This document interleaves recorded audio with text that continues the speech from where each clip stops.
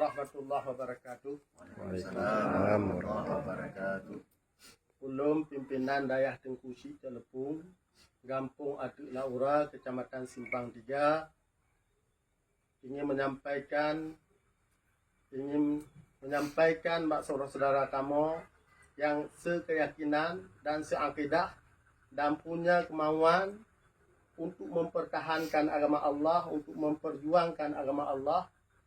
Lonyo saatnya berada di kuburan Tengkusi Celepung, Dayah Tengkusi Celepungnya, kamu bak uronyo, bak malamnya kage uji oleh Allah, yaitu kadipe gugatan bak Mahkamah Syariah kedih Ujanto yang nomor agenda jih kurun londepu, tapi yang inti poin yang sangat-sangat menyakitkan adalah dilakukan oleh pihak penggugat yang hana ulun sebut di sini, yang inti jih bak poin 20 dan 27 mengosongkan dayahnya, mengusir kamu ino, mengusir anak yatim ino, mengusir urung-urung do'afa ino. Nah, yang diperintahkan, yang digugat oleh urung-urung yang hana senang ke agama. Dan dibongkar seluruh bangunan-bangunannya. Maka kamu harap bak saudara-saudara kamu, nemu doa ke kamu, nemu doa ke kamu, nemu doa ke kamu. Begitu balanyo, begitu balanyo. So gugat dengan hana don sebut satu persatu tatuk ki ait saudara-saudaranya. Kadi bak Mahkamah Syariah janto kedi.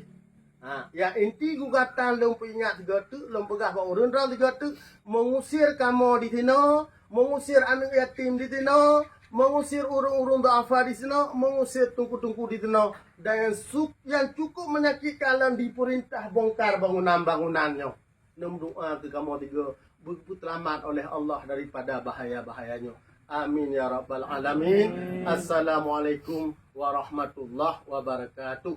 Wa qul ja'al haqq wa zahaqal batil innal batila kana zahuqa. Wa qul ja'al haqq wa zahaqal batil innal batila kana zahuqa. Wa qul ja'al haqq wa zahaqal batil innal batila kana zahuqa. Wa qul ja'al haqq wa zahaqal batil innal batila kana zahuqa. Wa qul ja'al haqq wa zahaqal batil innal batila kana zahuqa. Assalamualaikum.